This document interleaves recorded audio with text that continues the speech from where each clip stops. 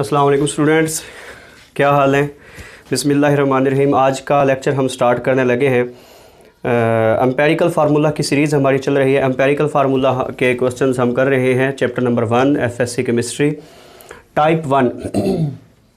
Type 1 में मैंने आप लोगों को कहा था कि हमारे पास आती है example number 2, example number 3, example number 4, exercise का question number 15 and question number 16। ये हमारे पास वो क्वेश्चन हैं जो एम्पेरिकल फार्मूला से रिलेटेड है। ठीक है, क्वेश्चन नंबर 16 हम करने लगे एम्पेरिकल फार्मूला से रिलेटेड। ये लास्ट क्वेश्चन है, लेकिन इसी से इसका यूज़ अभी आगे होगा।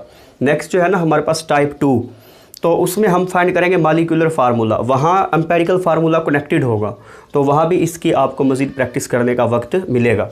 तो शुरू करते हैं। ये ऐसा क्वेश्चन है जो बच्चे अक्सर पेपर में गलत करके आते हैं, क्योंकि इस क्वेश्चन की स्टेटमेंट के अंदर एक बात ऐसी लिखी हुई है जिसको पढ़कर अक्सर बच्चे कंफ्यूज हो जाते हैं। वो बच्चे जो न्यूमेरिकल्स का रट्टा लगाते हैं, लेकिन जिन्होंने समझे होते हैं तो वो समझ जाते हैं कि इस स्टेटमेंट का हमने क्या करना है। ठीक है, तो वो मैं आपको लास्ट में बताऊँगा कि कहाँ पर जाके बच्चे कन्फ्यूज़ होते हैं। स्टार्ट करते हैं।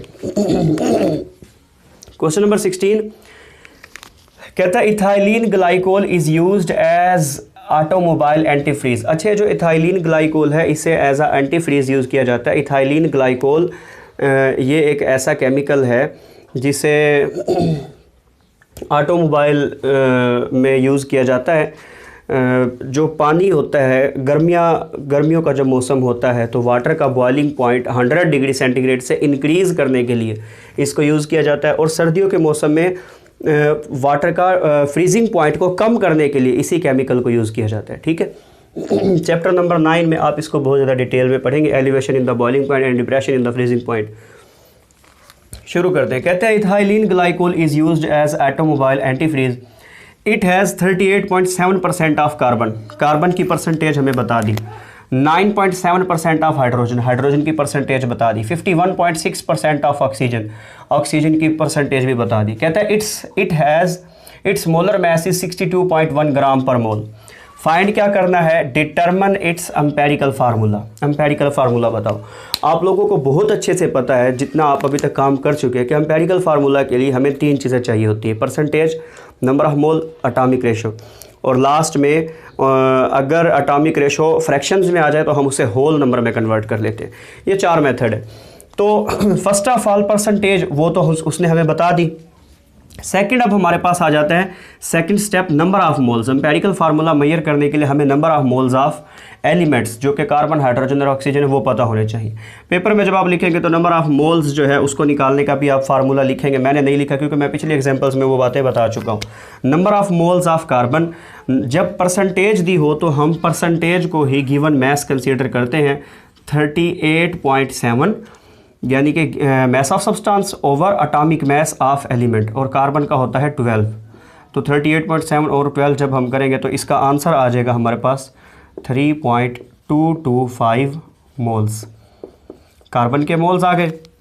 Number of moles of hydrogen के मोल्स फाइंड करने के लिए हाइड्रोजन की given percentage that is 9.7 divided by hydrogen का जो एटॉमिक मैस है 1.008, तो ये हमारे पास आ जाएगा 9.6 मोल्स ऑफ हाइड्रोजन आ गए। अब number of moles of oxygen के लिए ऑक्सीजन की given percentage 51.6 divided by oxygen का एटॉमिक मैस दैट इज़ 16, और ये हमारे पास आ जाएगा 3.225 मोल्स।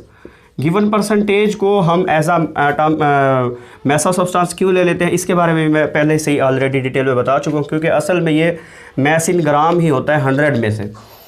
तो सेकंड स्टेप हम एम्पेरिकल फार्मूला के लिए करते हैं। फर्स्ट स्टेप हमारा परसेंटेज का हो गया, सेकंड स्टेप हमारा नंबर ऑफ मोल्स का हो गया, थर्ड स्टेप हमारा होता है एटॉमिक रेशो। एटॉमिक रेशो हम इस तरह से निकालते हैं कि जो एलिमेंट्स होते हैं उनके जो मोल्स आए होते हैं उसमें से हम स्मॉलेस्ट मोल्स से तमाम मोल्स को डिवाइड करवा देते हैं। तो एटॉमिक रेशो का फार्मूला भी आपने लिखना है, मैंने नहीं लिखा क्योंकि मैं पहले से ही बता चुका हूँ, आपको पता है इस बात का। कार्बन, हाइड्रोजन और ऑक्सीजन के जो मोल्स की रेशो आई है वो हमारे पास है कार्बन के 3.225 मोल्स, उसके बाद हाइड्रोजन के 9.6 मोल्स और उसके बाद ऑक्सीजन के अगेन 3.225 मोल्स। तो स्मॉलेस्ट नंबर ऑफ मोल्स हमारे पास 3.225 ऑक्सीजन के भी आ रहे हैं और कार्बन के भी आ रहे हैं, जिससे मर्जी डिवाइड कर दें एक ही बात है। तो हम स्मॉलेस्ट नंबर ऑफ मोल से डिवाइड करवा देते हैं इसे 3.225, यहाँ पर भी डिवाइडेड बाय 3.225, यहाँ पर भी डिवाइडेड बाय 3.225। तो इसका जो आंसर आएगा हमारे पास वो होगा, यहाँ तो 1 आ जाएगा, 3 3 9, यहाँ 3 आ जाएगा। एक आध पॉइंट का खैर होता है इसमें, हम एटॉमिक रेशो में अगर 3.1 आ जाए या 3.01 आ जाए एटसेट्रा, उसकी खैर है। और यहाँ पर भी अगेन 1 आ जाएगा। तो एटॉमिक रेशो हमारे पास आ गई 1:3:1। इस बात का मतलब ये है कि एम्पेरिकल फार्मूला हुआ CH3O, ये हमारा एम्पेरिकल फार्मूला है और ये हमारा आंसर है। ख़त्म, ये क्वेश्चन यहीं पर एंड, यहीं पर फिनिश हो गया बच्चों। पेपर में अगर यही स्टेटमेंट आती है ना जो मैंने क्वेश्चन की अभी लिखी हुई है, इस सारे पोर्शन को आप फिलहाल इग्नोर करें। अगर पेपर में यही स्टेटमेंट आती है ना जो मैंने लिखी हुई है, उसके मुताबिक यहाँ पे आके एम्पेरिकल फार्मूला डिटरमिन हो गया। बच्चे, मैंने कहा था कि बच्चे इसमें गलती कर कहते हैं। बच्चे क्या गलती करते हैं? बच्चे कहते हैं कि यार इसने तो इट्स मोलर मैस इज 62.1 ग्राम भी दिया हुआ इस क्वेश्चन में, और इस सारे डाटे के अंदर तो मोलर मैस यूज़ ही नहीं हुआ। तो अब वो यहाँ से कंफ्यूज हो जाते हैं और वो भूल जाते हैं कि हमने तो एम्पेरिकल फार्मूला फाइंड करना है। वो चाहे वहाँ 1000 किस्म की ऑप्शंस दे दे और जितनी मर्जी जो मर्जी स्टेटमेंट लिखता रहे, एम्पेरिकल फार्मूला के लिए यही काम करना है। लेकिन कुछ बच्चे कंफ्यूज हो जाते हैं कि मोलर मैस का यूज़ तो हुआ ही नहीं। अच्छा, अब मैं बताता हूँ उसने वहाँ वो दिया क्यों है।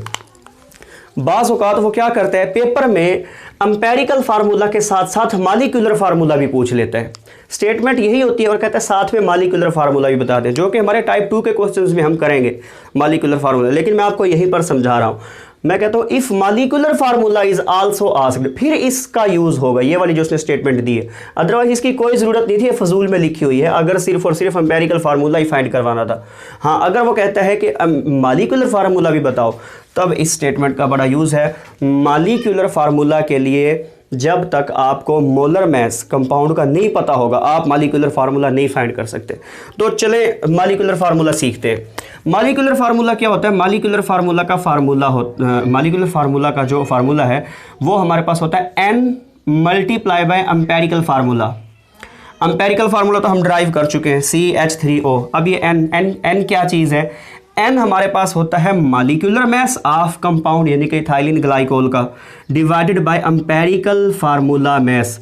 अब मालिक्यूलर मैस गिवन है हमारे पास। मैंने कहा था ना कि मालिक्यूलर मैस या मोलर मैस जब तक आपको नहीं पता होगा, आप जो है ना एम्पेरिकल फार्मूला नहीं फाइंड कर सकते।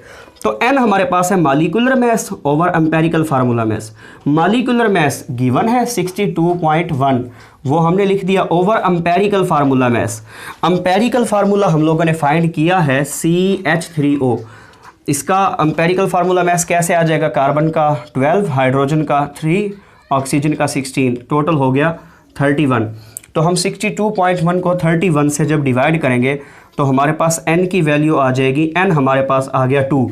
अब हम इसी इक्वेशन में इन तमाम वैल्यूज़ को पुट करेंगे। मालिक्यूलर फार्मूला बराबर है N into empirical formula. N की वैल्यू भी आ गई 2 और एम्पेरिकल फार्मूला CH3O आ गया, 2 से मल्टीप्लाई करवा देंगे। ये मालिक्यूलर फार्मूला हमारे पास आ जाएगा C2H6 एंड O2। ठीक है बच्चों, MCQs भी यहाँ पर अक्सर पेपर में आ जाता है कि इथाइलिन ग्लाइकोल का यूज़ बता दे। बल्कि एक बार तो मेरे ख्याल में FPSC federal public service commission का जो लेक्चरर्स का जो टेस्ट होता है उसमें ये क्वेश्चन आया हुआ था, इथाइलिन ग्लाइकोल का यूज़ बताएं। यानी इस किस्म का एक MCQs बना था। उम्मीद है कि आप लोगों को समझ आ गया होगा। यहाँ तक का काम बहुत आसान था, ये काम आज आप लोगों के लिए नया है, लेकिन आपने बिल्कुल भी परेशान नहीं होना। यहाँ तक भी समझ आ गया तो बहुत अच्छी बात है।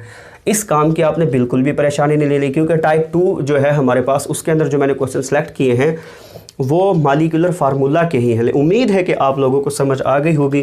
कुछ नहीं समझ आया तो आप मुझसे कमेंट सेक्शन में पूछ सकते हैं। वीडियो को लाइक कर दें, शेयर कर दें, अपने फ्रेंड्स के साथ सब्सक्राइब करें, ताकि जो कोरोना सेशन और कोरोना डेज़ गुजर रहे हैं इसमें उन तमाम दोस्तों की भी तैयारी हो जो पढ़ नहीं रहे। और बच्चों, मेहनत करो, बिल्कुल भी टाइम वेस्ट नहीं करो। एग्ज़ाम्स का अभी तक कुछ नहीं पता कि क्या होना है। आप अपनी तैयारी को भरपूर रखें। ठीक है, thank you very much and अल्लाह हाफिज़।